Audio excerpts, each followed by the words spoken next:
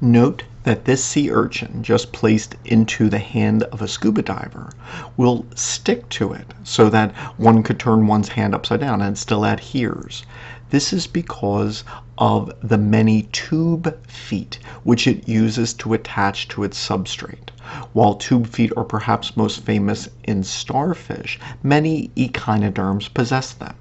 As you can see in this video, there are many tube feet from the underside of the starfish. This would be referred to as the oral surface because the oral cavity opens towards the substrate where its food might be found. And these tube feet can either lengthen or be retracted as seawater is pumped into them. Seawater enters the starfish on the opposite side, the aboral side, and you can see the dark red area known as the madreporite through which seawater can enter.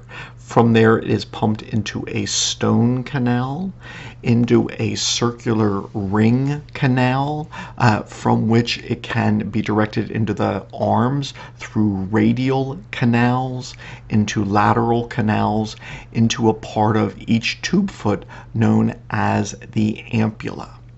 The ampulla is located inside the body, and when it contracts, and it has two layers of muscle allowing to it contracts, both circular and longitudinal, it pumps water into a tube foot, allowing it to extend, while each tube foot has longitudinal muscle, and when this muscle contracts, this pumps water back towards the ampulla, and the tube foot retracts.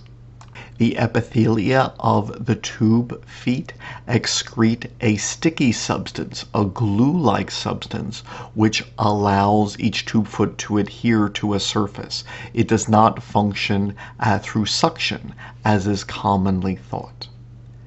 Each tube foot is part of the sensory system and can sense taste, smell, and touch.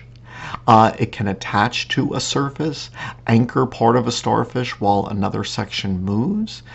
Tube feet can anchor to a mollusk shell that can then be forced open.